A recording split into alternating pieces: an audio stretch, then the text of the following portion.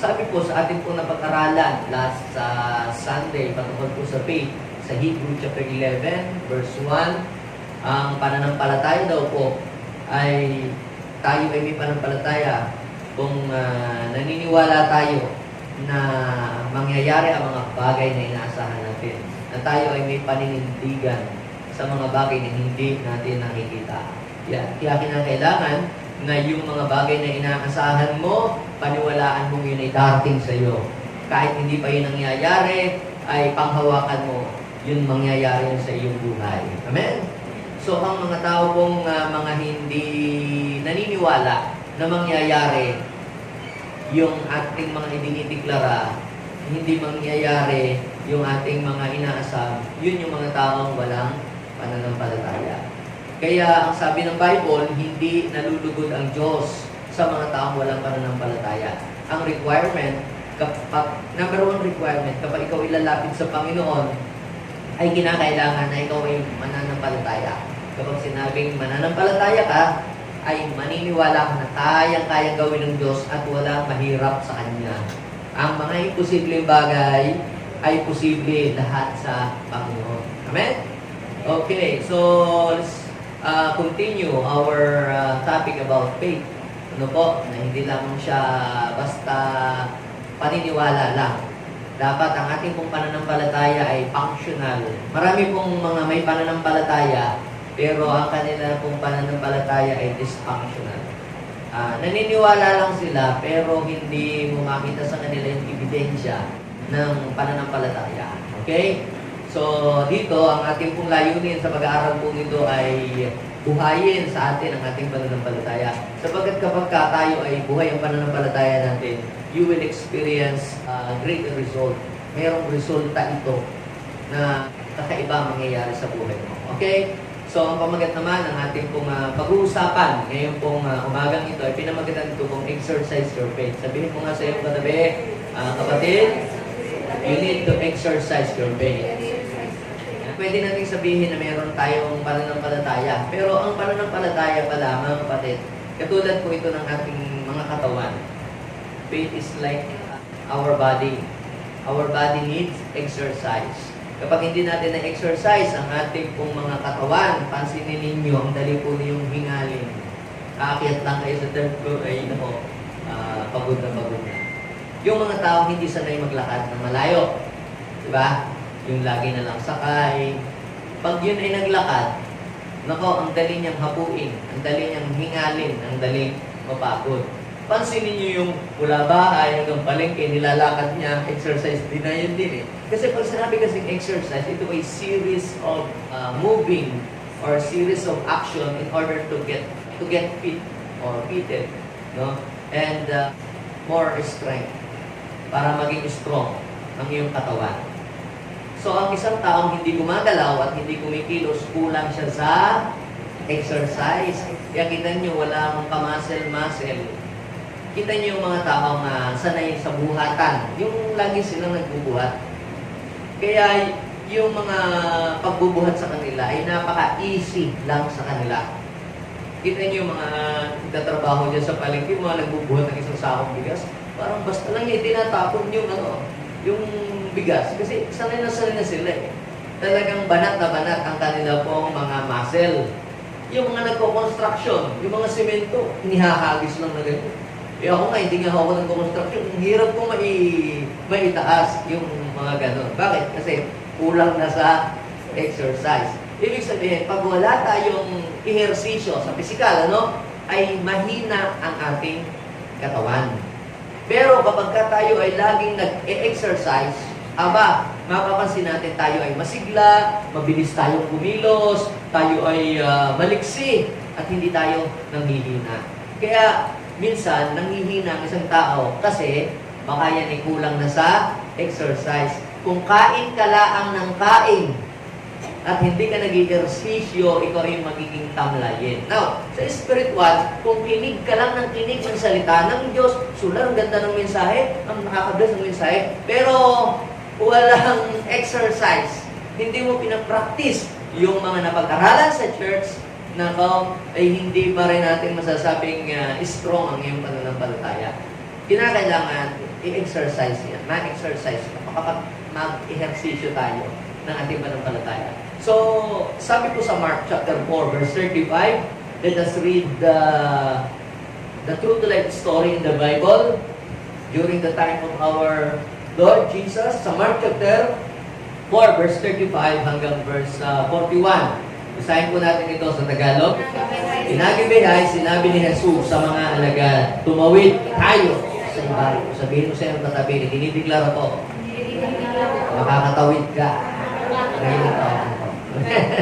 Okay, so sabi sa verse 36, kaya't iniwan nila. Sabihin mo sa iyong katabi, may iiwanan ka. Yan, iwanan na natin yung ating mga old beliefs.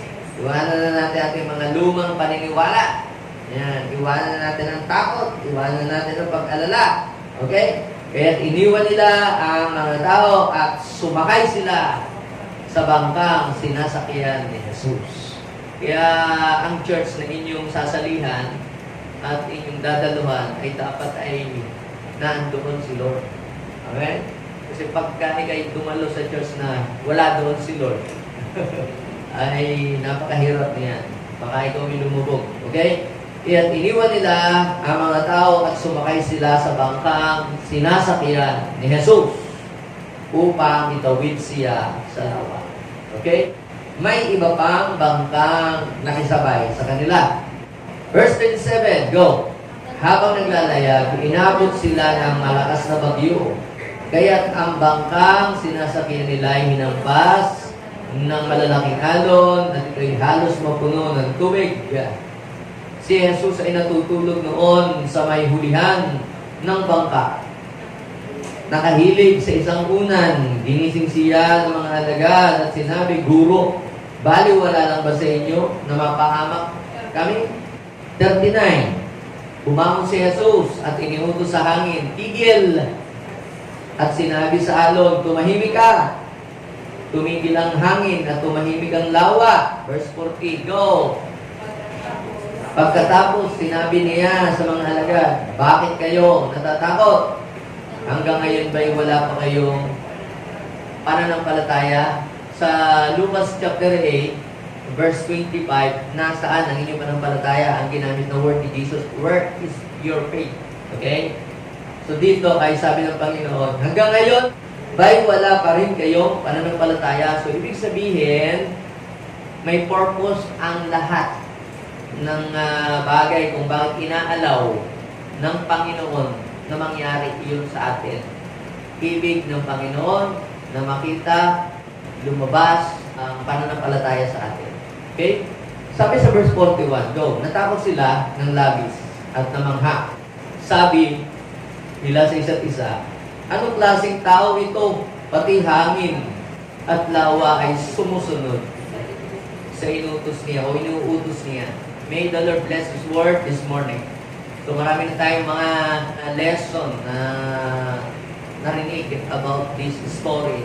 But again, I have a new message comes from God. Ang Lord ay hindi nauubusan ng mensahe. Every time you read and read and reread and reread the scripture, laging meron pong rhema words na ibibigay ng Panginoon. When we say rhema words, ito po ay Greek word na ang Biblia kasi po ay nabahagi sa dalawang salita sa Griego. Yung isa po ay logos. Pag sinabing logos, yan yung binasa natin, logos yan. Yung binasa ko sa inyo ay logos. Logos means word. Yun naman pong isa sa Greek word na rhema. Ang ibig sabihin is spoken word that is specific in nature. Yung logos ay binasa mo at meron kang pangungusap na na-receive mula doon sa logos. Yung message na yun na may ipinahayag ang Panginoon sa iyo. Katulad ng kwentong ito, this story is a true to life story. You can learn many things about this story, true to life story. So ano ang mga aral na makikita natin, mapupulot natin dito? Ang sabi po, sa ating pong binasa, ay sinabihan ng Panginoon ang kanyang mga disipulo na tayo ay tatawid daw po sa kabilang ibayo.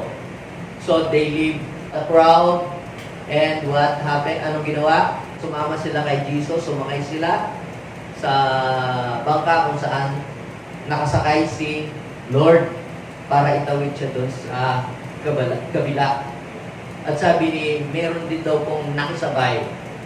Okay? Alam niyo po ba na kung ating titingnan ng picture na ito, para ngayon, sa sitwasyon natin, tayo ngayon ay tumatawid sa taong ito.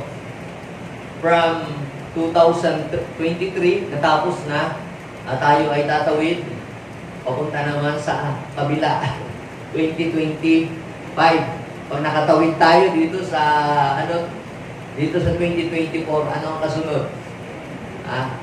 Kumbaga, ito ang 2023, natapos na, at ang gitna ay 2024, at yung kabila ay 2025. Pero yung iba po, mga kapatid, ay hindi sila nakakasurvive. Yung iba ay January pa lang, nagbibigti na. Yung iba po ay February pa lang, nag-give up na. Sumuko na sa kanilang mga pagbibusiness. Yung iba naman na nag-enroll, ba? Sino dito ang nagpaaral ng college?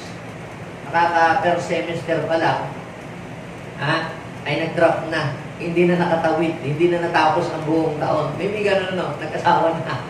Yung mga ganyan, nagbukas ng business, nagbayad ng 1 year na renta, full payment, pero hindi umunlad ang business, nakakatatlong buwan pa lang, sinara na. Ibig sabihin yan, hindi na nakatuloy, hindi na nakatawid, hindi nakasurvive.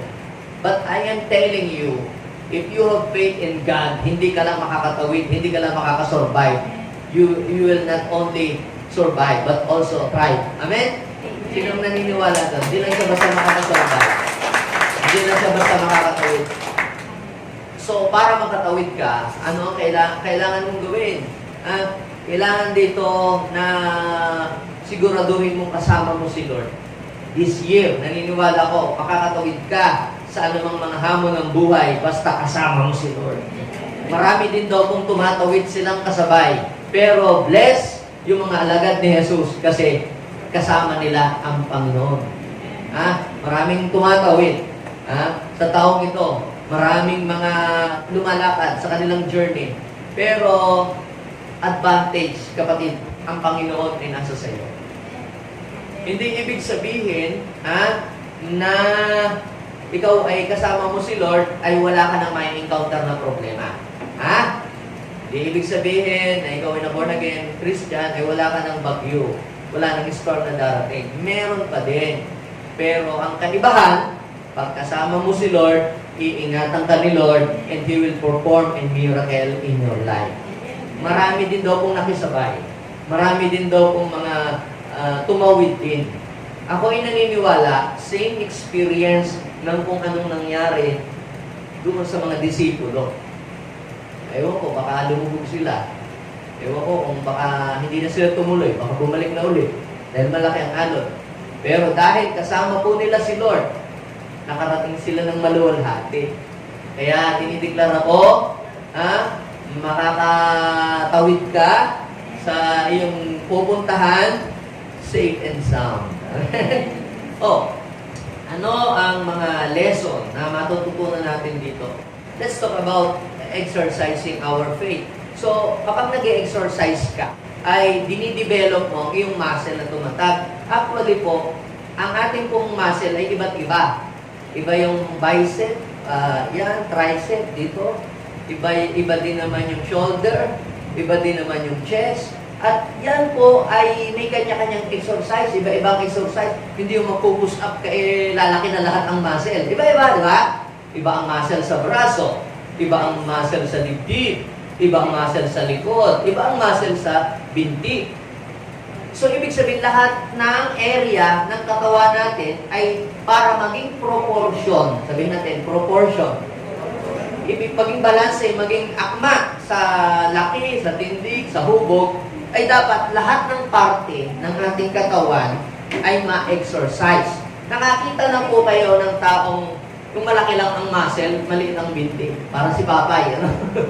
Malaki lang yung ito, pero ito, at saka yung binti niya, parang tingting. Hindi siya proportion. Now, kung sa katawan ay kinakailangan ng different exercise para magkaroon ng strength ang different parts of the body, ang ating pong faith din, mga kapatid, is like a muscle sa body natin. Pwedeng ikaw ay may faith pagdating sa financial blessing, pero pagdating sa healing, wala kang faith. Lagi kang pa-doktor ng pa-doktor. Di ba?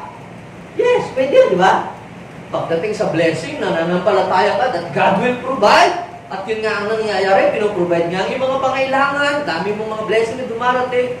Wow, naging successful ka. Pero pagdating sa yung faith na si Jesus, kayang magpagaling ng sakit at karamdaman, wala ka doon. Wala ka doon.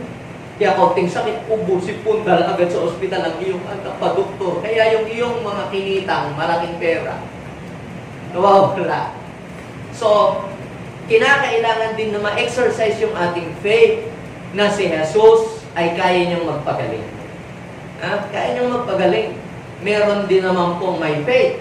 Pagdating sa financial blessing, talagang nananampalataya po provide the Lord.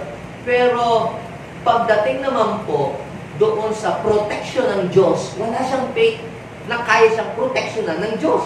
Kaya ang nangyari, kukuha siya ng maraming bodyguard, kailangan lahat bantay na bantay. Yung lagi siyang nagdududa na baka ang kanyang yaman ay mayroong lumakaw. Ibig sabihin, mga kapatid, kinakailangan ding may exercise ang ating faith na tayo ay kayang proteksyonan ng Lord. Same faith ng faith mo na kaya kang i-provide ang pangailangan mo. Kung kaya ng Diyos na i-provide ang pangailangan mo, nananampalataya, kaya ng Lord na i-provide ang pangailangan mo, dapat ganun din, nananampalataya ka na kaya kang proteksyonan ng Diyos sa lahat ng mga masasama. At kung paano kaya kang proteksyonan, nananampalataya ka doon, dapat ganun din, same faith na nananampalataya ka, na kaya ka ding pagalingin ng Lord. So, ang mga disipulo ng Panginoon ay tinuruan ng Panginoong Jesus na manampalataya sa iba't ibang area ng buhay. Sa pananalapi, huwag kayong mag-alinlangan, tingnan nyo ang mga ibon, di ba? Hindi lamang po sila doon tinuturuan ng Diyos na manampalataya. Kaya, minsan sasabihin ng Panginoon, huwag nga kayong magbaon ng tinapay at mga lugbutan at supot. Basta humayo lang kayo. Ang tuting na exercise ng Panginoon, yung kanilang faith na kayang i-provide ni Lord ang lahat ng pangailangan. Basta, pag pumunta kayo sa isang lugar, may mag-prepare sa inyong pagkain, papakainin kayo. May sharon pa. Ibig sabihin, bisa, paano ko hahayo? Baka magutom, wala pang masaya. Huwag kang mag-alinlangan. God will provide. Basta manampalataya ka. Yun ang tinuturo ng Lord. So, yun ang dinidevelop ng Lord. Pero hindi lang hanggang doon dinidevelop din ng Panginoon ang pananampalataya ng kanyang disipulo how to cast out demons. Kaya anong nangyari? Minsan, inihaharap ng Panginoon ang kanyang mga alagad sa mga taong nadidemonize. So, hindi ma-exercise o mapapractice ang iyong faith hanggat hindi ka nakaka-encounter ng ganong eksena. Hindi mapapractice ang iyong faith that God can provide all your needs kung hindi ka haharap sa mga kagipitan. Nakuha po ninyo? Hindi may exercise ang iyong faith na ang Diyos kaya niyang magpagaling kung hindi ka dadaan sa mga karamdaman. Ako na-exercise ko po yung aking faith that God can protect me. Dahil na-experience ko na ma-aksidente. Pero hindi ako nawasak lang yung sasakyan. So ano pong ibig kong sabihin, mga kapatid? Sa lahat ng area ng buhay natin, ay dapat ma-exercise ang ating faith. Hindi lang sa isang area. Hindi lang pagdating sa finances.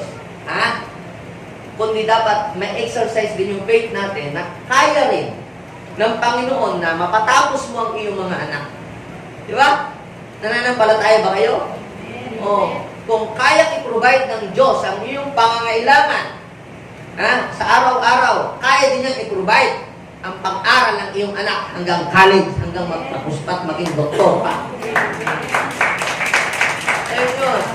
So, yun lang ba? Paano? Pastor, ang dami na ngayong mga masasama sa paligid, sa mundo, sa sama na ng mundo. Kapatid, kung kaya i-provide ng Diyos ang pangailangan mo, nananampalataya ka patungkol doon, kaya rin ingatan ng Diyos ang iyong mga anak sa anumang mga gawa ng masama. So, it takes faith sa lahat ng area. Dapat ma-practice yun, masanay sa atin yun.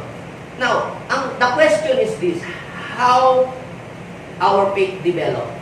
Paano nadidevelop ang ating pananampalataya? So, ang ating mga katawan, ang ating mga muscle, may exercise yan eh. Para ma-develop ang iyong chest, mag-push up ka, magbuhat ka ng barbell, di ba? May ano yan, may exercise na yun lang yung focus na gagawin mo, di ba? Kailangan halimbawa, this week, yung chest lang, yun lang ang iyong papalakasin. So, nagpo-push up ka, kung ano-ano, mga stretching ang gagawin mo. Now, ang iyong bicep, magkaiba din po yun, ha? Kinakailangan magdadumbbell ka kapag ganyan ang mga exercise na gagawin mo. So, ang focus mo ay ang iyong bicep. Sa tricep naman, iba din, pag ganun. Ngayon, kung gusto mo naman palakihin ang iyong legs, kailangan mo na ano ba tawag doon? Mag-sit up. Kailangan mag-jogging. Kailangan mong tumalon-talon at maglundag-lundag to strengthen the muscle sa iyong legs. Now, when it comes to our faith, mga kapatid, paano nadidevelop ang ating pananampalataya? I will share to you 3 important lessons that we can see on this story. So, number 1, our faith develops when we go along with Jesus. Nadidevelop ang ating mga pananampalataya kapag tayo ay nagsimulang lumakad kasama ang ating Panginoong Jesus. Noon po, ang hina ng ating pananampalataya. Ako po ay laging may takot, lagi po akong may pag-aalala, may pangamba sa buhay, at lagi kong naiisip paano na ang aking future, paano ang aking mga pangailangan. Yan ang mga laging napasok sa aking isip. Lagi akong punong-puno ng takot. Nung ako po ay mapabarkada, mapasama sa mga taong may Jesus, how to go along with Jesus? Siyempre, alam naman natin, physical Jesus nasa langit. Saan ba si Jesus? Yung mga taong tumanggap kay Jesus as their Savior, yung mga men of God, mga taong ginagamit ng Diyos mightily, may mga Jesus yan. And when you go with them, associate with them, mingle with them, interact with them, kapag sila'y humahayo, sumasama ka. Kapag sila'y pumupunta sa iba't ibang lugar, sumasama ka. It means you are going along with Jesus. Kasi yung ginagawa nila, yung mission ay pinapagawa sa kanila ni Lord. At napansin ko, kasama sa mga pastor, sa mga leader, yung pananampalataya na meron sila ay nagiging ganun din ako. Dati ang hina ng aking loob, dati punong-puno ako ng takot, pag-alala sa buhay. Pero nung nakakasama na ako, nung mga taong ginagamit ng Lord, nadidevelop na rin yung aking pananampalataya. Noon, puro negative ang nalabas sa aking bibig, hindi ko kaya, wala akong magagawa. Pero, dahil nga lagi akong sumasama sa mga tao may pananampalataya, yung pananampalataya na meron sila, natatransfer din sa akin. Natatransfer. Same sa nangyari ng mga disipulo. Basahin niyo yung Mark chapter 4, verse 35 to the following verses. Sinabi ni Jesus, let's cross over to the other side. Tumawid tayo sa kabilang ibayo. Sabi ng Mark chapter 4 verse 35. So, iniwan nila ang mga tao at sila ay sumakay. Sabi ng verse 35, sila ay sumakay doon sa bangkang kung saan naandoon ang Panginoon. Kaya sabihin sa iyong katabi, kung sasakay ka rin lang sa bangka, ano ba ang sinisimbolo ng bangka? Yan yung church. Yan yung community.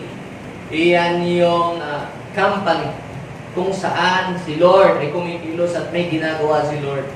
Doon ka sumakay, doon ka pumunta, doon ka sumama at siguradong ikaw ay safe at siguradong ikaw ay makakabuti.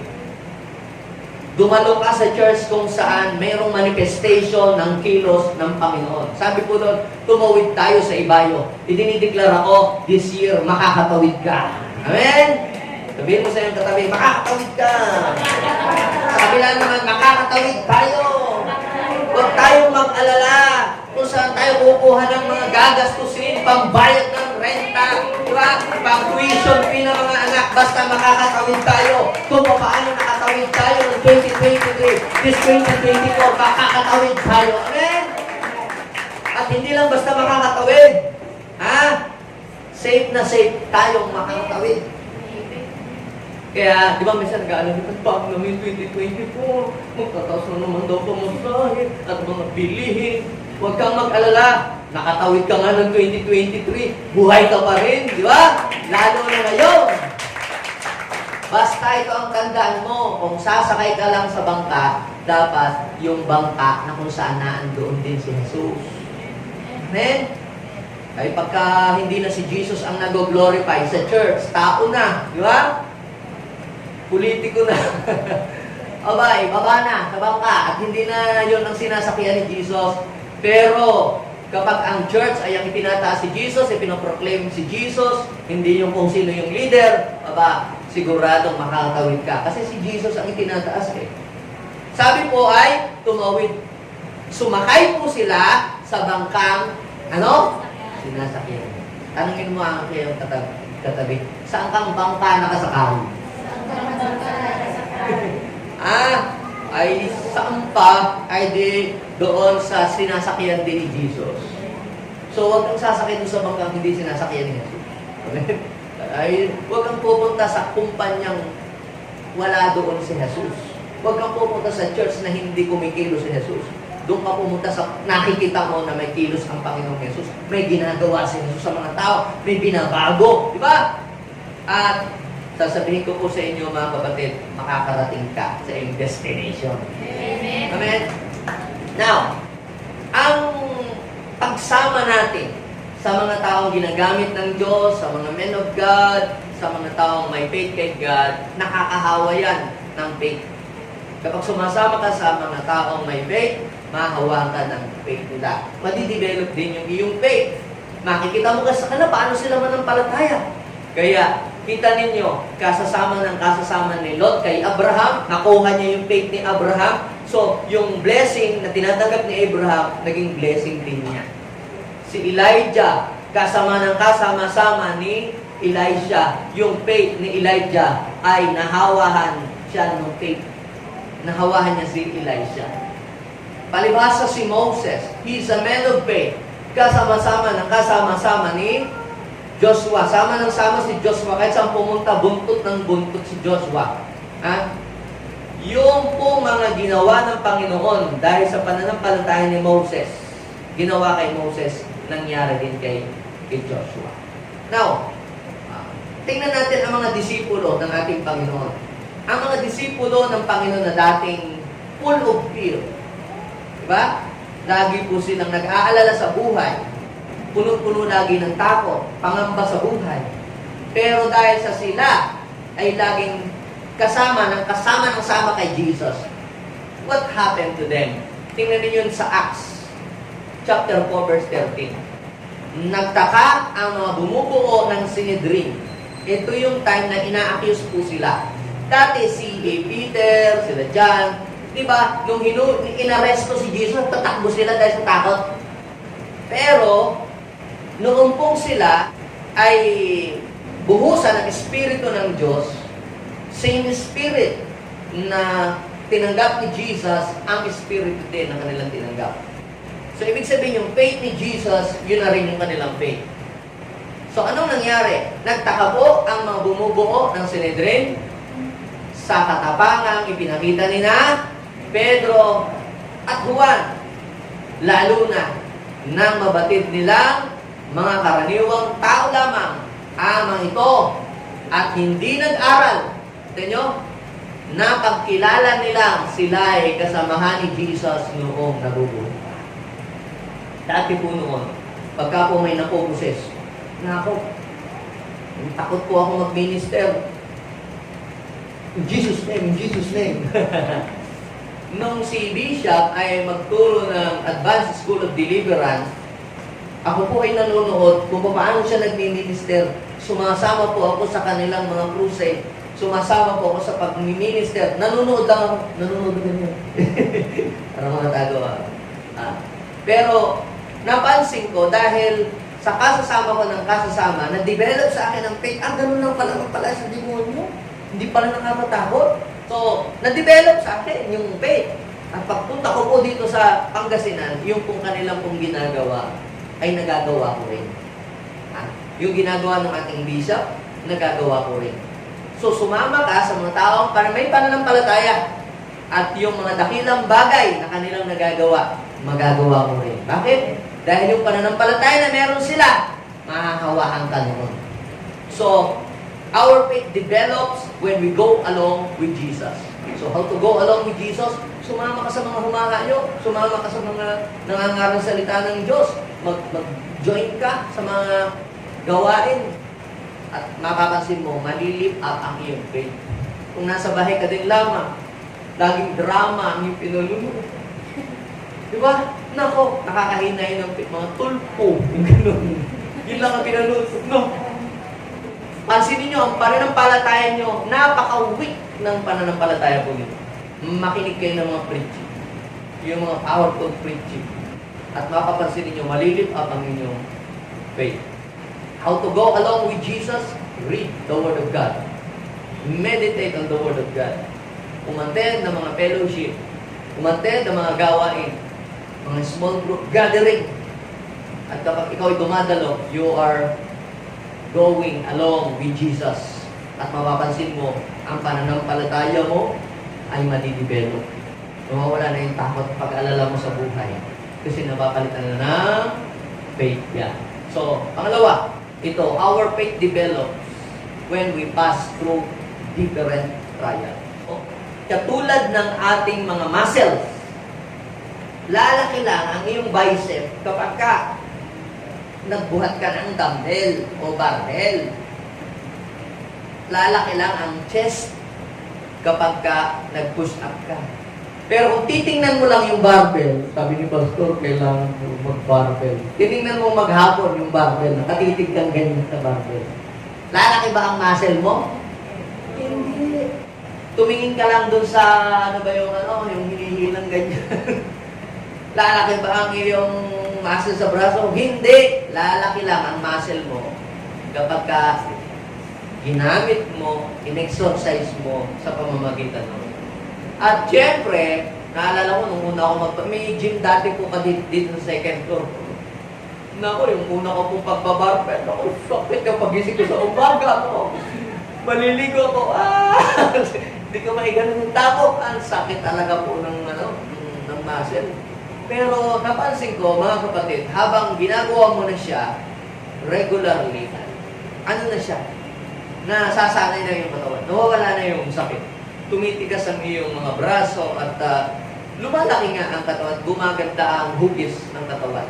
So, what is the point? Gayon din po sa ating pananampalataya. Inaalaw ng Diyos na mayroong mga dumating na mga pagsubok, persecution, kakulangan, kagibitan o karamdaman, na yan ay isang uri ng pagsubok sa buhay mo para ma-stretch ang iyong pananampalataya. Tingnan ninyo po, basahin po natin. Nung kung sila tumawid na, look at that verse 36 and 37. Kinagabihan, sinabi ni Jesus, yan, sabi sa verse 36, iniwan nila yung mga tao, sabi po ng verse 37, ano nakalagay? Habang naglalayag sila. Kailan yun? Nung kasama nila si Jesus dyan o hindi? Kasama ba nila si Jesus o hindi? Sabi doon, habang naglalayag sila, inabot sila ng malakas na bagyo. So, hindi ibig sabihin na born again ka na, Kristiyano ka na, wala nang bagyo, wala nang pagsubok, wala nang problema. Meron pa rin, hanggat nandito tayo sa mundong ito, we are not exempted na maka-experience ng kagaya na nararanasan din ng mga hindi nakakilala sa Panginoon. Pero ang advantage noon, ang advantage, pagkasama mo ang Panginoon, hindi kanya pababayaan, hindi kanya iiwan. Hindi kanya babaliwalain. Sabihin mo sa iyong katabi, hindi niya babaliwalain ikaw. So inabot daw po sila ng malakas na bagyo. Kaya ang sasakyan nila ay hinampas ng malakas na alon na halos daw po ito'y mapuno na ng tubig. Imagine nyo, ano? Si Lord sometimes, bakit niya inaalaw ang mga ganyan na mangyari sa ating buhay? Gusto ba ni Lord na tayo ipahamak? No? Gusto ni Lord ma-exercise mo ang iyong faith. Dahil hindi ma-exercise ang faith mo kung puro na lang happenings lang. Ha? Kayo, mga matatatag na dito, mga nilulumot na sa pananampalataya kay Kristo, bakit kayo tumatag? Parang ang problema sa inyo, music na lang yan. Ay, dadating na naman ang magpuputol. Hindi putulan nila yan. Bakit parang sa iyo, hindi ka na na-alarm, hindi ka na natatakot? Kasi nga, sanay ka na. Hindi ka takot mawala ng pera. Ay, ako sanay na. yung mga tao hindi sanay mawala ng pera, takot mawala ng pera. Pero yung mga tao sanay na mawala ng pera, na mananalangin sila, nagpo-provide si Lord, hindi na sila takot. Ha? Bakit? Alam ko magpo-provide si Lord. Yung pag darating ang pangailangan, darating ang bayaran, dati nga nag-aalala ka. Ngayon hindi na, alam mo magpo-provide si Lord. Kasi kabisado mo na, alam mo ng manampalataya. Dati po noon mga kapatid, 10,000 pesos lang, hirap pupumpan ng palataya na. Bibili ko kami ng gitara dito, ng gitara 3,000 pesos. Naku, isang taon na, hindi pa kami nakabili. Ang liit ng aking panampalataya. Pero nung na-break ko yung aking 5,000 na faith, pumunta ako sa 10,000 na faith, na-break din yung 10,000 na pananampalataya. Ibig sabihin, kaya kong manampalataya para 10,000. At nung ma-break na yung 10,000, kaya ko nang manampalataya sa 20,000. Aba, kailangan ma-break yun. Kaya ko nang manampalataya sa 50. Dati nun po, pag halimbawa yung anniversary, naku naman, naglaglap sa kami ko po, naggagastusin. Ganyan. Talagang nakakapag-alala, nakakabalisa. Pero na-break yung barrier ng 50,000. From 50,000, na-break yung barrier ng 60. Dahil palaki po ng palaki ang gawain. Pag palaki ng palaki ang gawain, palaki lang palaki din ang gastos. Naku, nagre-renta na po kami ng mga mamamahal na lugar. Pataas na pa kailangan ng renta ng mga instrumento, ng mga gagamitin. Palaki po ng palaki, ng 100,000. Sabi ko, Lord, dati noon, ng 10,000. Hirap akong panampalataya. Kita ninyo, ngayon po mga kapatid, kailangan natin ng 150, within 15 minutes, na-solve yung ating problema. Ang tawag doon mga kapatid, na-practice na yung iyong faith. So, tayo din. Ngayon, hindi na ako takot manampalataya sa 100,000. Hindi na rin ako takot manampalataya sa million. Bakit? Na-break na eh. Yun yung aming bahay. Babayaran namin ng 1.8 million. Wala akong pambayad. Pero, dahil nga na-break na sa akin yung 50,000, 100,000, I go for 1 million na faith. And alam nyo mo, within a year, nabayaran po namin yung bahay na yun. Nag-provide si Lord. Kami mag-asawa ay takang-taka. Lord, paano namin nabayaran yun? Kami umiyak sa panalangin. Lord, paano namin nabayaran? Kapag humakbang ka pala, may gagawin yan si Lord. Sabihin mo sa iyong katabi, ang nananampalataya, humahakbang, at inaalis ang takot sa buhay. Ay, lakasan lang ho ng loob yan, mga kapatid. Ngayon, ibig sabihin, dapat carry mo. Okay? Para din sa pag-pledge yan. Ha? Ngayon, kung hindi mo pa nabe-break ang 1,000 faith, hindi mo pa kayang mag-pledge ng 10,000 sa gawain. Bakit? Hindi mo pa nabe-break yun. Hanggang 100 lang ang kaya kung ibigay kayo. So, ibig sabihin, ang iyong faith, ang price ng iyong faith, hanggang doon lang. Hanggang doon lang siya. So, paano lalaki yun? I-break mo yun. Gawin mo 200. Malakas na ang loob mo. Ha? Ito yung mga magsusugal. Lagi naman talo. Ang lakas lang nila loob nung tumaya. Pero ang faith po, mga kapatid, hindi po ito sugal. Ha? Ang faith ay hindi sugal. Ang faith, sabi ng Hebrew, chapter 11, verse 1, now faith is being sure of what we hope for. So, sabihin natin, sure. Ang sugal, you are not sure. Diba? Pero ang faith, nilalakaran mo yon, ginagawa mo yon, because you are sure, because Hebrew 11:1, now faith is being sure of what we hope for and certain of things that we do not see. Ano ang kailangan? How our faith develops? Number 1, our faith develops when we go along with Jesus. Sumama ka sa mga gaway, umattend ka ng mga fellowship, umattend ka ng mga training, nadidevelop ang iyong faith. Okay? Pangalawa, our faith develops when we pass through different trials. Napansin niyo ba na nung umaalon, nung malakas, ang Panginoon, ang sarap ng tulog. Ang mga nananampalataya, kahit may problema, may mga pagsubok, panatag sila. Amen? Sabihin mo sila kagabi, ang mga tao may pananampalataya pala, kahit may problema, masarap ang tulog. Pero yung mga tao walang faith, laging tapos, paano na kami bukas? Sabi ng Panginoon, saka mo na lamang isipin ang bukas. Di ba? Sapat na ang bawat alalahanin sa bawat araw. Minsan ko, paano kaya sa Christmas? Anong gagawin namin sa Noche Buena? Saka mo na isipin yun, 12 buwan pa, matagal pa yun. Ang isipin mo muna kung ano yung sabi ng Lord, huwag mo munang alalahanin yung bukas. Ang isipin mo, yung kung ano yung ngayon. So, faith develops when we pass through different trials. So, nung merong trial o merong bagyo, ano ang ginawa ng mga disipulo? So, ang unang ginawa nila, nilimas nila yung naglimas sila ng tubig dun sa kanilang bangka, di ba? Pero palakas pa rin talaga ng palakas, wala silang magawa. Kaya anong ginawa nila? Nag-pray sila. Nag-pray. At sabi po ito, bumangon si Jesus at ni-rebuke ang mga bagyo, ang hangin, at naging payapa. Tapos sinabi ng Panginoon, why are you afraid? Have you no faith? Sabi doon sa Lucas chapter 8 verse 25, where is your faith? So, now, sa palagay ninyo, alam kaya ni Jesus na babagyo nung time na yon o hindi alam ni Jesus? Pero bakit niya inalaw? Para yung mga pananampalataya ng mga alagad ay masubok.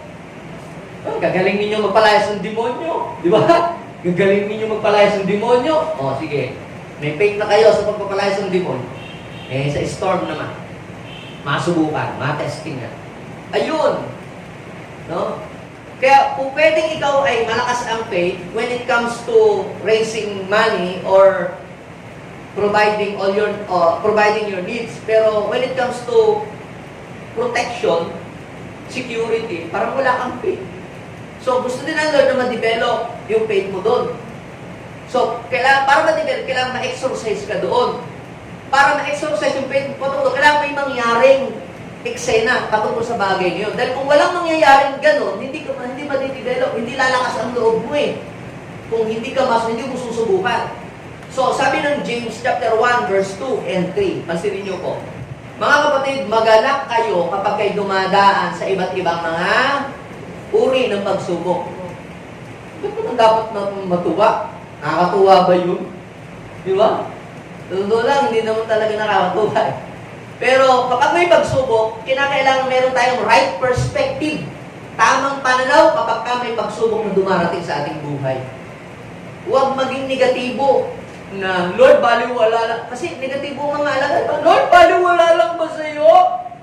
Nalulubog kami, mama. Alam niyo po, mga kapatid, kapag si Lord ay may pinapagawa sa iyo, pinapagawa yun ni Lord, hindi para ipahamak ka. Di ba sabi ng Lord, let's cross over to the other side. Hindi naman sinabi ng Panginoon na let's ride into the boat and we will die all together. Wala namang gano'n na, sumakay tayo sa bangka, mamamatay tayo sa gitna. Hindi wala sinabi ng Panginoon, sabi makakatawid tayo. So, ibig sabihin, pag may word ang Lord sa'yo na makakatawid ka, ano man mangyari, makakatawid ka. Amen? Panghawakan mo yung sabi ng Panginoon. Sabi ni Lord, di naman sinabi pa ng Lord na, lulubog tayo mga alagad. Sabi po yun ng mga hindi nananampalataya. Kung ano-ano ang lalabas sa iyong bibig. Kasi, di ba, inaalaw ng Diyos ang ganong mga sitwasyon para subukin kung ano ang level ng iyong pananampalataya. Para kung teacher, di ba, nagbibigay siya ng exam para matiyak kung hanggang saan na ang naabot ng kanyang kaalaman. Yes, marami na tayong preaching, wala tayong absent, kabisado na lahat natin, tinuro ng pastor sa ulo natin. Pero, lahat ng yun, mga kapatid, ay mananatiling information lamang. Kinakailangan natin may pagdaanan tayo mga problema at para magamit natin yung mga teachings na narinig natin sa church. Para na-apply natin yung teaching. Ang sabi po doon, mapalad daw po mga taong dumadaan sa pagsubok, magalak tayo. Bakit? Sabi sa verse 3, dapat niyong malaman na nagiging matatag ang inyong pananampalataya. Sa pamamagitan ng mga pagsubok, kung paano, yes, pag nag-exercise ka, hindi magaan sa pakiramdam. Masakit sa muscle. Pero, ang benepisyo nito, lalakas ang katawan mo. Sisigla ka, tatatag ka. Pero, nag-i-injure ka, in-injure mo yung pain. Yung pain, baliwala na sa'yo dahil ang katumbas ng pain na yon, lalakas ang resistensya mo. Ganyan din sa pagsubok. Ha? So, itinuturo ni James na tayo, mga anak ng Diyos, ay maging tama ang perspective kapag mayroong pagsubok na dumarating. Hindi parusa, kundi ang inyong pananampalataya, ini-stretch lang para ma-exercise kayo, ma-practice niyo yung faith, para kayo ay lalago. Ha? So, nakakatulong ang pagsubok para tayo ay tumatak ang pananampalataya.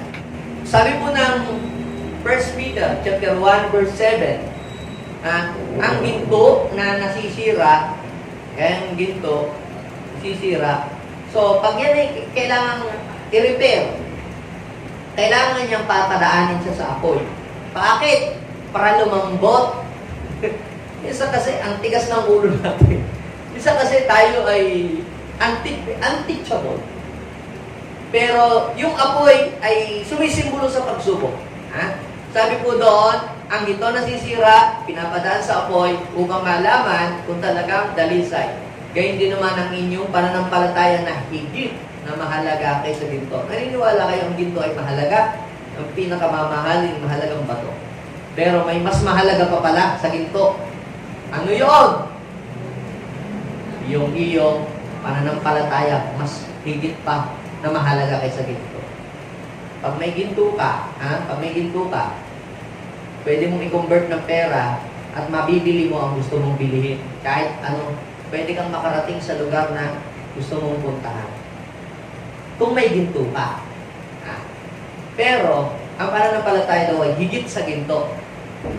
Katulad din ng ginto, pag may faith ka, you can travel, you can go around the world. Travel around the world. Kahit wala kang pera. Dalawa lang daw ang naglilibot sa buong mundo eh. Una, yung milyonaryo. Pangalawa, yung misyonero. Nakakalibot din sa ibang bansa ang mga iyon. Pero wala silang pera, nagpo-provide ang Lord para sa kanila makapag-travel sila. So, anong ibig kong sabihin? Ang pananampalataya na higit pa sa ginto. Ang ginto, pwede mong mabili ang mga bagay na gusto mong bilhin, pero hindi kayang pakilusin ng ginto ang kamay ng Diyos. Wala kayo? But faith, if you have faith, kahit daw kasing liit lamang ng butil ng mustasa, you can move mountain. You can move the hands of God. You can open the windows and doors of heaven. Pag meron kang faith, you can heal the sick, you can perform miracles, you can pass through different trials. Napansin niyo po, maraming may pera, pero sila ay hopeless. Pag dumating na yung problema, hindi na alam ang gagawin. Amen? Sabi po doon, pinaparaan daw po sa pagsubok para malaman kung ito ay talagang dalisay. Sa gayon, ano mangyayari? Kay Papa Korea, dadakilain, pararangalan sa araw na mahayag. Siguro. Kaya pag meron daw pong pagsubok, sabi ni James, magala kayo. Sabihin mo sa'yo ang katabi, magala. James chapter 1 verse 12, magala kayo, pinagpala kayo. Blessed are you. Mapalad ang tao nananatiling tapat. So, kinakailangan pag may pagsubok, maging tapat ka lang. Hindi ang pati pagsubok. Alis ako sa J.A. Ako ba, pag nag-Bible na gano'n ako, magiging maayos ang buhay. Ba't ganyan? Lalo akong iniwanan ng mga kaibigan ko. Kaya lumalaman ng born again ako. Tinanggal pa yung aking mana. Ayoko na, babalik na lang ako sa dati. Yan. Pero sabi ng Bible, pinagpala ang mga taong nananatiling tapat sa kabila ng mga pagsubok. Yung hindi ka bumibitaw. Hindi mo tinatakwil si Jesus. Hindi mo iginigive up ang iyong faith sa panahon ng problema at pagsubok. Hindi mo binibitawan ang salita ng Diyos. Nakakapit ka pa rin. Subukan yan. May subukan na mangyayari sa atin. So, sabi po doon, huwag kayong matakot. Dahil sabi ng Bible, hindi kayo susubukin ng higit sa inyong makakaya. Okay? So, pinagpala ang mga tao na nanatiling tapat sa kabila ng mga pagsubok sapagkat matapos nilang malampasan. Kaya dinideklara ko, matatapos kung kayo may pagsubok ngayon, matatapos din yan. At malalampasan ninyo. Okay? Bakit ganito? Lalo na lang kami nagigipit. Lagi na pong ganyan sa amin. Malalampasan. Makakalampas din kayo sa ganyang eksena. Wala na ba kami, Lord, guminhawang buhay. Wala na bang katapos ang renta itong pagre-renta namin? Yung lampas din kayo dyan. Nakalampas kami dyan. Nagre-renta kami. Pamahal ng pamahal. Nagre-renta kami. Nag-umpisa sa 2,000. Aba, hirap na hirap kami doon sa 2,000. Paano yung provide? Tapos lumipat kami. Mas mahal, 5,000. Sabi ko, Lord, sa 2,000 nga, hirap na hirap kami. Doon pa sa 5,000. Pero nalampasan ang lampasan hanggang sa pinakamahal na 8,000. Panginoon, ang problema ako dati sa 2,000 ko sa napansin ko, mga kapatid, napoprovide pa rin. Napoprovide pa rin. Sabi ko, Lord, meron na akong faith para magkaroon ng sariling bahay at lupa. At alam niyo po, kapatid, the Lord will honor our faith kapag tayo ay nanampalataya. Lalaksan mo lang talaga ang loob. Sabi doon, pagkatapos daw po na malampasan ang pagsubok, ano mangyayari? Hallelujah! Tatanggap siya ng gantimpala ng buhay. You will receive a great reward doon sa faith mo na yun. So, ibig sabihin, may mga pagsubok, may problema, hindi ka nag-give up, hindi ka bumitaw, kung nagpapatuloy ka pa rin kay Lord, nagsiserve ka pa rin kay Lord in due time. You will receive a great reward coming from the Lord. May mga kapatiran mo tayo. Grabe, nung mga born again sila. Ano ba yan? Ako, dapat tayo. Sama-sama tayo. Mga pinagis na natin. Sabi, hindi naman natin iniwanan yung pananampalataya kay Jesus. Lumago nga. Di kaya yung ating paniniwala, nung tayo pinanganak, Katoliko tayo, kakilala natin si Jesus, iniwanan pa natin si Jesus. Pinagpatuloy pa nga, lumalim pa nga, lumago pa nga patungkol kay Jesus. Yung iba, hindi naiintindihan. Tinakwil ng mga magulang. Halos parang hindi na pinapansin. Nananatili po sila, mga kapatid natin. Yan, mga kapatid natin, nag-bless po sila. Ibig sabihin, nanatili silang tapat sa gitna ng mga pagsubok at ngayon, ini-enjoy nila yung reward ng Lord sa kanilang faith. Sabihin mo siya yung katabi, marami ng mga example. Right? Marami ng mga patotoo. Kaya yung nangyayari pinagdadaanan mo, just hold on to your faith. Kasunod ka na rin natatanggap ng gantimpala at katulad ko. Right? Kasunod ka na rin tatanggap ng brand new na sasakyan. Kasunod ka na rin tatanggap ng mga luma at bahay. O yun ay reward lang dito sa lupa lang. Iba pa yung reward doon sa langit. Buhay na walang hanggan. Ibig sabihin, doble ang iyong reward. May reward na sa lupa, may reward ka pa sa langit. Kapag ikaw ay nanatili sa iyong pananampalataya sa Panginoon. Yes. So, last lesson that we can learn in this story. So, ulitin natin. Number 1, our faith develops when we go along with Jesus. Pangalawa, our faith develops when we pass through different trials, circumstances, persecution, sufferings. And thirdly, our faith develops when we see God's miraculous work.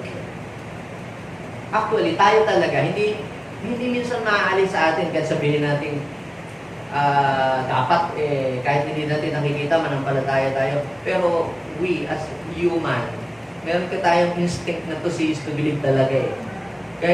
Kahit pa sabihin natin, dapat believe and you will see. Sabi ng Bible, believe and you will see. Babalik pa rin tayo sa ating default. Ang default natin to say is to believe pa rin. Diba? Halimbawa, may nag-offer sa iyo ng sabon. Ito, kung paputi ito, paputi ito, ang itim-itim mo, yung dami mo. Gusto natin may makita pa rin talagang result. Diba? Kaya kita nyo, kinukuha ng mga ng shampoo, mga sabon, yung mga magagandang artista, makikinis para mag-ibang pruweba na pag ginamit mo itong sabong ito, magiging kagaya kanyang artistang yun. Pero totoo naman, hindi naman talaga totoo. Kinuha lang na model para siya yung mag-demo nung sabon na yun. Now, even si God, alam niya na yun ang weakness ng tao. Kinakailangan may makita muna. Kaya ano pa ang ginawa ni Jesus? Ang ginawa ni Jesus, siya ay nag-demo para ang mga tao talaga bumili, masumampalataya sa Kanya. Tingnan ninyo po, hindi si Jesus natutulog. Bumalik ka sa kwento. So, nung tumawag sila kay Jesus, ang sabi doon sa Mark, chapter 40, di ba? Chapter 4, verse 40.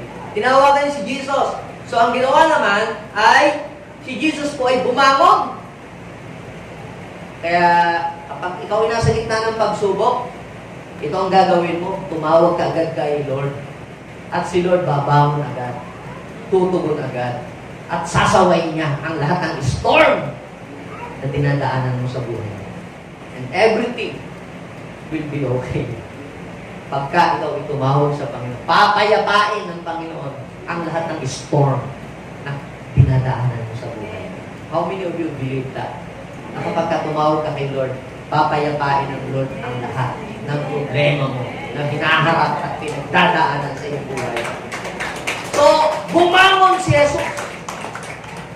Hindi po hinintay na next year, hindi hinintay ni Lord na silang lahat yung mga lulot bago bumangon. Si Lord hindi siya lagi late. Si Lord laging kasabay. Kung kailan mo siya kailangan, doon siya darating. Amen?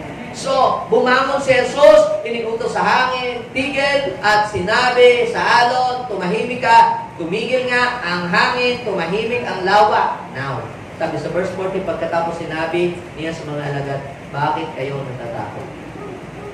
So, tanungin mo nga sa iyo, ang iyong katabi, ano ba ang kinatatakot mo sa buhay? Meron akong isang nakausap, ang fear niya, ano yun lang, yung sabihin natin, siga yun, siga. Pero nakikipag-usap naman sa akin. Just Pero, tinanong ko, ikaw ba ay mayroong takot sa buhay? Meron din palang takot sa buhay yung mga siga. Ang kanya daw fear sa buhay, yung baka hindi na niya mapatapos ang ganyan, mga anak kasi baka daw mamatay na siya. Sabi ko, doon ko inumpisahan na mag-share sa kanya ng gospel. Kaya sabi ko, pagka ikaw ay nasa Panginoon, buburahin ng Diyos ang iyong mga takot sa buhay. Now, what is the difference between fear at saka po faith? Actually, yung fear at saka po faith are the same. The same belief. Ang faith at saka fear are the same belief. Ano ang fear? Belief. Ano ang faith? Belief. Ang fear, paniniwala. Ang faith, paniniwala din. Ano ang pinagkaiba ng dalawa? So, tatayin ko po kayo. Ano ba ang naghahari sa puso mo? Fear o faith?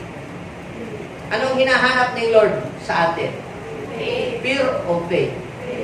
So, ano ang fear? Ang fear ito, fear is a belief. So, kung ang fear ay belief na ano? Pag ikaw ay merong fear, you believe that something bad will happen. So, malalaman mo kung ang iyong nasa sa puso ay fear o faith. Ano ba ang pinaniniwalaan mo? Naku, huwag tayong negosyo ngayon. Ang daming nagsasarang mga establishmento. Sayang lang ang pera. Baka tayo malugi. Ano ang naghahari sa puso niya? Is it fear o faith? Fear. Pagka fear yan, ibig sabihin, you believe that something bad will happen. Naku, huwag natin mag-aralin ng doktor. Baka mag-boyfriend niya. Taka hindi man sa taguan. Ibabayad. Naghahari ang fear. Ibig sabihin, puro takot. Pag yun ang takot, hihina ang loob. Mahina ang loob mo. So, ang naghahari sa kanila, kasi bakit kayo natatakot? Sa Lucas chapter 8, verse 25, sabi doon, where is your faith? Kasi nakikita ng Diyos, hindi faith eh, puro fear. Fear, believe that something bad will happen. What is faith? Ang faith din ay belief. So, kung ang faith ay belief na ano? Faith, if you have faith, you believe that something good will happen to you. So, alin ang mas lamang? Is it fear or faith? Alin ang mas lamang sa iyo? Fear or faith? So, kung ikaw ay may faith, you believe that something good will happen to your life this year. Kung may faith ka, dapat naniniwala ka that something great may breakthrough. I believe, makakatapos naman ako. I believe, may promotion. Yung ganon. You believe that something good will happen. Kahit hindi pa nangyayari, pinaniniwalaan mo. And that is faith. So, ano ang mangyayari para magkaroon tayo ng ma-develop ang faith? Kailangan gutumin mo ang fear para mawala yung fear. Huwag mong pakainin. Ha? Huwag mong pakainin ang fear. Para mamatay yung pusa niyo, huwag mong pakainin. Ha? Para ang faith ay lumusog, lumakas. Pakainin mo ng pakainin. Ano ang pagkain ng fear? Makinig ka ng mga tulpo, makinig ka ng mga drama, mamayan.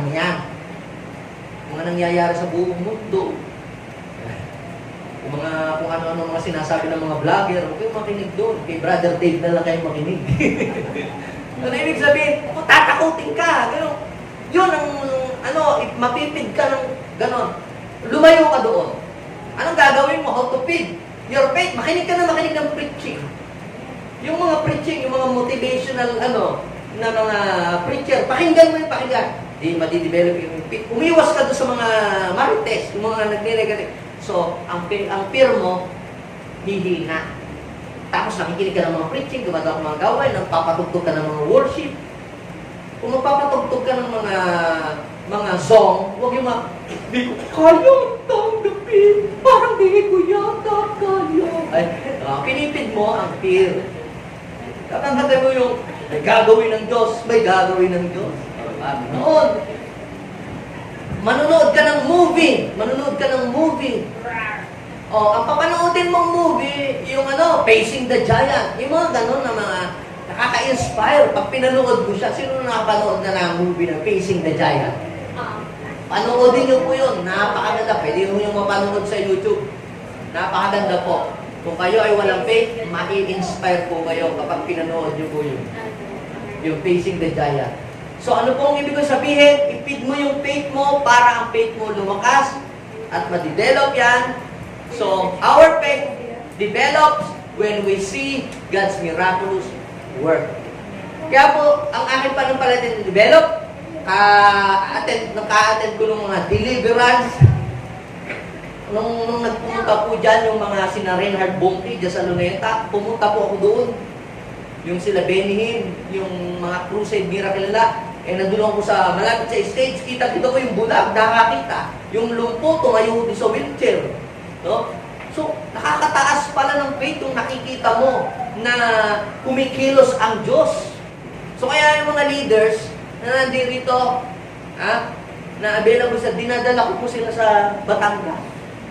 Bakit? Para makita nila yung amazing things na ginagawa ng Panginoon sa convention.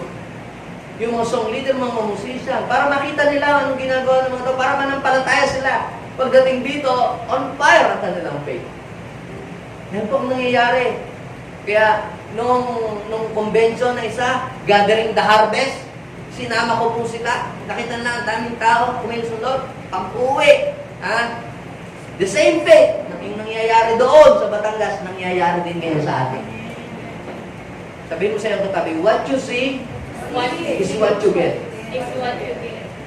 Sabi ni Elijah kay Elisha, sabihin mo sa akin, bago ako umalis, kung anong gusto mo.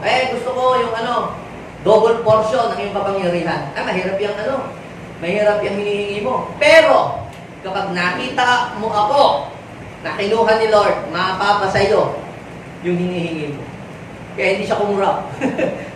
Alis ni Elijah, nakita niya kung paano siya umakit sa langit. Naiwan sa kanya yung mantle. Kaya yung faith ni Elijah, napunta kay Elisha. Ano pong ibig kong sabihin? Kung manonood ka ng mga healing, Yung totoong healing, ha? Tingnan mo yung mga ginagawa ng Lord sa church. Huwag ka tumingin sa mga negative things. Madi-discourage ka. Tatamarin ka na dumalo. Tingnan mo ang ginagawa ni Lord. Tingnan mo ang kilos ni Lord. And you will be amazed. At ang iyong faith ay maging, grabe si Lord. Hindi ganyan yung taong yan dati.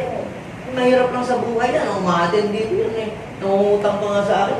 Yung transformation nangyari, grabe. Ibang-iba. Pag tumingin ka sa mga ganon, sa mga ginagawa ni Lord, tataas din. Lord, kung nagawa mo yun sa kanila, gagawin mo rin sa akin. Di ba? Nadidevelop ang faith mo. Yan, hindi yung tinitingnan mo sa naiingit mo, nagmigayabang lang naman yan. Eh, mali ang yung pagtingin. Sa buhay. So, tingnan ninyo po yung John, chapter 2, verse 23. Basahin natin sabay-sabay. Nung daw pong pista ng Pasko, nasa Jerusalem si Jesus, maraming sumampalataya sa Kanya. Bakit po? Nang makita po nila ay yung mga himalang ginawa ng Panginoon. So, sabi sa English, many believe in our Lord Jesus. Sabi po doon sa contemporary English version, in Jerusalem, during Passover, many people put their what? Many put their faith in Jesus. Bakit? Because they saw Him work miracles. Bumilib sila, eto, totoo talaga to. Ito ang tunay. Kasi nakita namin talagang tunay. Kaya, nanampalataya sila. Di ba? Nung nag-perform ng miracle si Elijah, akala nila si Baal ang Diyos. Pero nung nakita nila sa mga mata nila, ito ang tunay na Diyos, ito ang totoo. Kaya, yon, they put their faith in Jesus when they saw Him work miracles. Maging yung mga taga-Samaria. Mga taga-Samaria po, kung kaninong sila nananampalataya. Pero doon sa Acts chapter 8, verse 5, hanggang 8, nung pong si Philip ay pumunta sa Samaria, ito dati hindi nananampalataya kay Jesus. Nung po sila ay pumunta sa Samaria, ipinahayag po niya doon si Christ.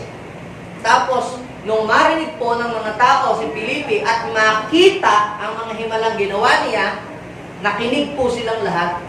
Ibig sabihin, yung mga hindi nakikinig, wala silang pananampalataya. Ay, sayang na ang oras ka dyan, ba't ako makikinig dyan? Mapapala ko dyan. Pero nakita nila nakita nila ang ginagawa gawa ni Lord. Kaya nakinig po silang maigi sa kanyang sinasabi. At sabi po sa verse 7, ang mga masasama pong espiritu lumalabas sa mga taong sinasapian nito. At marami daw pong lungko ang gumaling. Kaya, nagkaroon ng malaking kagalakan sa lungsod na yun. See? So, kung ano ang nalimit mong nakikita, yun ay nakapag-contribute sa iyong pananampalataya. Either makapagtataas ng pananampalataya o makakawala ng gana sa pananampalataya. So, para hindi ka mawala ng gana sa pananampalataya, look on what Jesus is doing. Look unto Jesus, the author and the finishers of our faith. Huwag din sa gawa ng tao, minsan nadi-discourage ka sa ginawa ng Panginoon. Kasi si Lord perfect. Yung katabi mo hindi naman perfect yan. Nagkakamali din yan. Tingnan mo yung ginagawa ni Lord sa buhay niya. Amen? Are you ready? To exercise your faith. Now, before we pray, sabi po ng Hebrew, chapter 11, verse 29, dahil daw po sa pananampalataya, by faith, people pass through the Red Sea. Sabi, dahil sa pananampalataya, ang mga Israelita ay nakatawid sa dagat na pula na parang sila ay dumadaan sa tuyong lupa.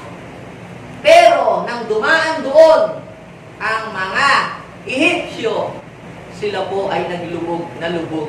Sila po ay nangalunod sila. Now, what is the point here? Hindi ko po alam kung ano ang mga Red Sea ninyo na tinatawid niyo. Yung problema ninyo, yung mga challenges ninyo, yung naggagamot kayo, di ba? Yung meron kayong mga kaso na hinaharap. Pero sabi po sa Bible, dahil sa pananampalataya sa Diyos, nakatawid ang mga Israelita. What is the point? Mananampalataya ka kay Lord, malalampasan mo ang mga pinagdadaanan niya. Dalawang picture to ha, dalawang picture. Yung nananampalataya, nakakatawid.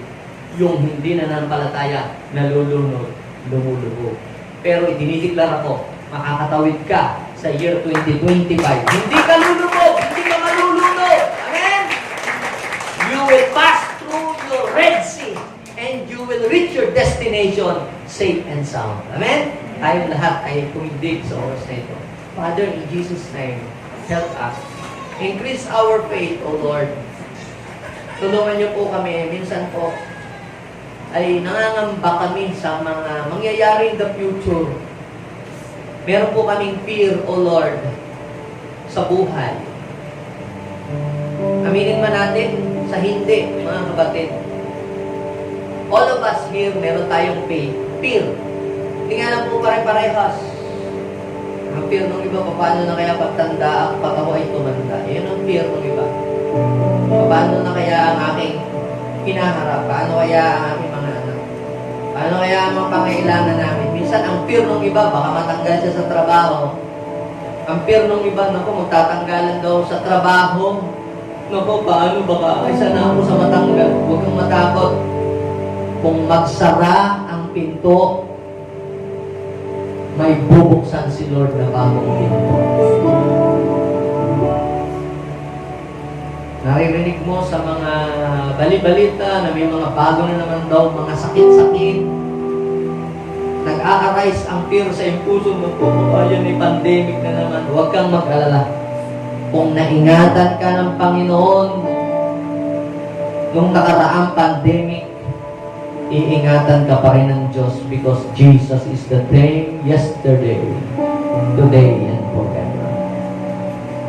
Father God, in Jesus' name, we are here to honor you, to worship you, Lord. Ibigay mo sa Diyos ang iyong mga fear sa buhay. Anumang takot ang meron ka sa puso mo ngayon, aminin mo, Lord, natatakot po ako. Sabihin mo, sa sakit ko, natatakot po ako, Panginoon. Sa mga pangailangan, natatakot po ako, Lord. Tulungan niyo po ako. Aminin mo lang kay Lord ang iyong takot, at yung takot ay papalitan ng Diyos ng pagtitiwala sa amin. Yes. Kaya humingi tayo ng tawad, sabihin natin, Panginoong Jesus, tatawarin niyo po ako sa aking kakulangan at kawalan ng pananampalataya sa iyo. Inaamin ko po, Lord, ang aking mga pagkukulang. Linisin mo po ang aking buhay sa lahat ng aking kawalan. At mula sa oras na ito, tinatanggap kita bilang aking Panginoon at sariling tagapagligtas. I will go along with you, Lord, wherever you go. Increase my faith in Jesus' name. Amen. Kung na lamang pepray, Lord, hayaan mong mula sa oras na ito ay ma-develop sa iyong mga anak ang pananampalataya na hinahanap mo sa buhay ng bawat isa. Lord, help us to practice, to exercise our faith until our faith become developed, Lord, and increase. Lord, hayaan mo na tumatag ang pananampalataya ng iyong mga anak. Na kahit may problema, may pagsubok, may kagipitan, hindi sila tatalikod, magpapatuloy pa din sila, Panginoon, hanggang sa kamta nila yung reward na ipinagkakaloob mo sa mga taong tapat sa pananampalataya. Bless every JA1 people. Lord, bigyan mo ng reward ang buhay ng bawat isa ayon sa sukat ng pananampalataya na tinataglay nila. In Jesus' name. Amen and amen. Para baka natin